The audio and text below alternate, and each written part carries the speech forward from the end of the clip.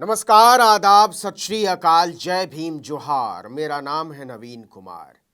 हमने सुना है कि प्रधानमंत्री राजनीति में गिरते सदाचार के मीटर से बहुत दुखी हैं, बहुत बहुत दुखी। दीदी, ओ दीदी। ऐसे प्रधानमंत्री नैतिकता के गिरते मापदंडों से दुखी हैं। राज्यसभा के सभापति जगदीप धनखड़ इस बात से बहुत आह्लादित हैं कि उनकी मिमिक्री से आहत प्रधानमंत्री नरेंद्र मोदी ने उन्हें फोन किया और मिमिक्री पर दुख जताया। लोकसभा स्पीकर ओम बिरला ने धनखड़ से मुलाकात की और उनके सामने इस घटना को लेकर खेद प्रकट किया, दुख जाहिर किया। ये ध्यान बता दीजिए, इस देश में कभी किसी ने 50 करोड़ की गर्लफ्रेंड देखी है? राष्ट्रपति द्रौपदी मुर्मू ने तो ट्वीट करके धनखड़ का मजाक उड़ाए जाने की घटना की निंदा की। उन्होंने संसद के सदन से बाहर घटी घटना पर ट्वीट किया कि जिस तरह से हमारे सम्मानित उपराष्ट्रपति को संसद परिसर में अपमानित किया गया, उसे देखकर मुझे निराशा हुई। चुने हुए प्रतिनिधियों को स्वतंत्रता से अपनी अभिव्यक्ति का अधिकार है, लेकिन उनकी अभिव्यक्ति गरिमा और शिष्टाचार के मानदंडों के भीतर होनी चाहिए। यह संसदीय परंपरा रही है जिस पर हमें गर्व है और भारत के लोग उनसे इसे कायम रखने की उम्मीद करते हैं। 54 सेकंड की एक वीडियो क्लिप ने हंगामा मचा दिया। भाजपा और संवैधानिक पदों पर बैठे वो लोग जो कभी भाजपा के कोटे से सांसद, विधायक और दूसरे पदाधिकारी रहे, उनकी अंतरात्माएं अत्यंत आलोकित होकर जाग उठी। कुल मिलाकर सब दुखी हैं, बहुत दुखी हैं। प्रधानमंत्री दुखी हैं, राष्ट्रपति दुखी हैं, लोकसभा के स्पीकर दुखी हैं, राज्यसभा के सभापति दुखी हैं। किस बात से दुखी हैं? क्या देश के दुख से दुखी है? नहीं। क्या जनता के अधिकारों को कुचले जाने से दुखी है? नहीं। क्या भारत की स्त्रियों, दलितों, पिछड़ों, आदिवासियों के लिए दुखी है? नहीं नहीं नहीं। फिर किस बात से दुखी हैं? क्योंकि संसद के अंदर उनकी संदिग्ध नैतिकताओं पर उन्हीं के संगी साथियों की ओर से सवाल उठाए गए हैं, जिन्हें उन्हीं की तरह भारत की जनता ने चुना है, आम नागरिकों ने चुना है। और जिन्हें जनता ने चुना है, उन्हें सत्ता की ताकत से संसद से उठाकर सड़क पर फेंक दिया गया है। वो संसद की गैलरी में नहीं जा सकते। प्रधानमंत्री ने जगदीप धनखड़ को फोन किया कि आपके साथ बहुत बुरा हुआ, लेकिन क्या आपने कभी सुना कि प्रधानमंत्री ने मणिपुर की उन महिलाओं को फोन किया हो जिन्हें कपड़े उतारकर सड़कों पर घसीटा गया? क्या आपके साथ बहुत बुरा हुआ? क्या आपने सुना कि प्रधानमंत्री ने हजारों हजार लोगों के बेघर हो जाने, उनके घर जला दिए जाने, छोटे छोटे बच्चों को अनाथ कर दिए जाने, उनका दूध छीन लिए जाने, इस बात से कभी आहत महसूस किया हो? कभी कहा हो कि यह मेरे बर्दाश्त के बाहर है और इसके लिए डबल इंजन की सरकार जिम्मेदार है? नहीं कहा। महामहिम द्रौपदी मुर्मू जी ने तो ट्वीट कर दिया, धनखड़ जी को लेकर, हमारे सम्मानित उपराष्ट्रपति को संसद परिसर में अपमानित किया गया, उसे देखकर मुझे निराशा हुई। उनका बहुत सम्मान है और उसी सम्मान के साथ इस देश को क्या पूछने का हक है कि मणिपुर की बेटियों को जब महीनों महीनों रौंदा गया, तब क्या आपको निराशा नहीं हुई थी? 90% से ज्यादा बेटियां आदिवासी और पिछड़ी जाति की थी, जिस तबके से आप खुद आती हैं महामहिम। लेकिन राष्ट्रपति होने की जिम्मेदारी को एक पल के लिए किनारे भी रख दें तो क्या एक मनुष्य और एक महिला के बतौर द्रौपदी मुर्मू जी से यह उम्मीद हम नहीं कर सकते थे कि वो देश को बताएं कि इन हिला देने वाली असंख्य घटनाओं से वो बेहद दुखी है, बहुत निराश है और इससे ज्यादा उनकी सुरक्षा को लेकर चिंतित है? लेकिन कभी आपने सुना? नहीं सुना होगा।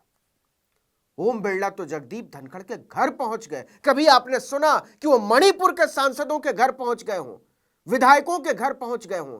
कि आप एक ऐसे राज्य में कैसे रहते हैं जहां एक हिस्से का चुना हुआ विधायक दूसरे हिस्से में नहीं जा सकता, अपने ही मुख्यमंत्री से नहीं मिल सकता, अपनी ही राज्यपाल से नहीं मिल सकता? कमाल तो राज्यसभा के सभापति जगदीप धनखड़ ने किया। वो अपने दुख से इतने दुखी हैं कि उन्हें लगता है कि यह पूरे देश का दुख क्यों नहीं है। जगदीप धनखड़ की कितनी बेइज्जती करो, मुझे कोई चिंता नहीं है।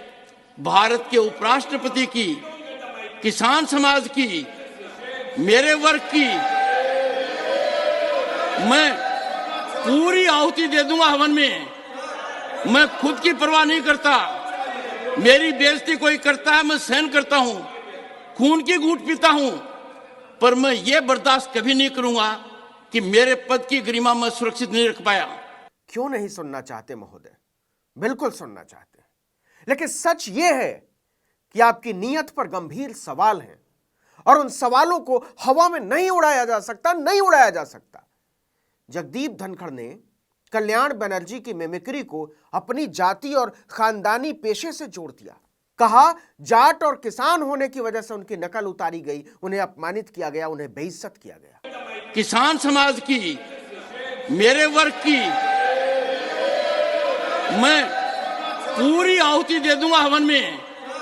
मैं खुद की परवाह नहीं करता।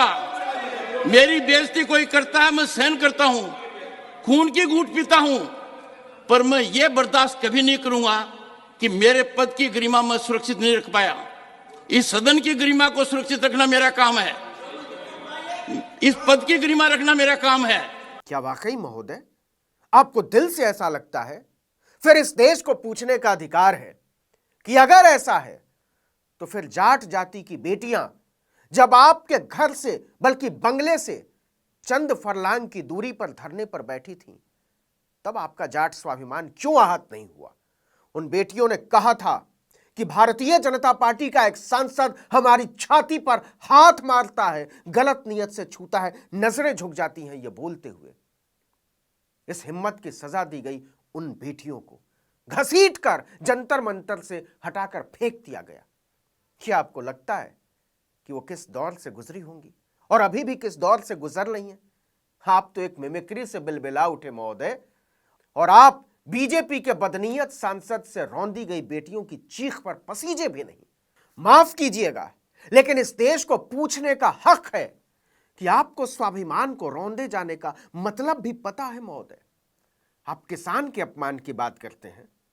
किसान समाज का आजाद भारत में सबसे बड़ा अपमान तब हुआ जब हजारों हजार किसान दिल्ली की सीमाओं पर गुलाम बना देने वाले 3 काले कानूनों को खत्म करने के लिए साल भर तक आंधी बारिश पाले में बैठे रहे और इस देश के प्रधानमंत्री को कोई फर्क नहीं पड़ा। वो अपनी जान देते रहे और उन किसानों में आपकी जाट जाति के किसानों की संख्या भी हजारों में थी। उन किसानों को देशद्रोही, मवाली और गुंडे कहा गया उन्हीं टीवी चैनलों पर, जिन टीवी चैनलों पर वीडियो के चलने की दुहाई आप देते रहे। आपने एक शब्द नहीं कहा था जब बीजेपी विधायक नंद किशोर गुर्जर के लठायत गाजीपुर बॉर्डर पहुंचकर नारे लगा रहे थे कि दिल्ली पुलिस तुम लठ बजाओ, हम तुम्हारे साथ हैं। माफ कीजिएगा, लेकिन तब ना आपको किसानों का अपमान दिखा और न जाटों का। अगर आपकी मिमिक्री जाटों का अपमान है तो फिर जिन सांसदों को आपने गाजर मूली की तरह निकाल कर फेंक दिया है वो इस देश के दलितों का अपमान क्यों नहीं है? कई सांसद दलित हैं। इस देश की महिलाओं का अपमान क्यों नहीं है?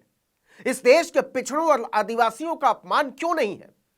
आपने राज्यसभा में, जिसके आप सभापति हैं, विपक्ष की 3 महिलाओं को छोड़कर बाकी सबको बाहर कर दिया और आप इसे लोकतंत्र कहते हैं, अनुशासन कहते हैं।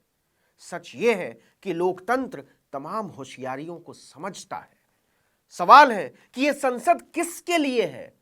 प्रधानमंत्री किसके लिए है? राष्ट्रपति किसके लिए उपराष्ट्रपति और किसके लिए लोकसभा के अध्यक्ष?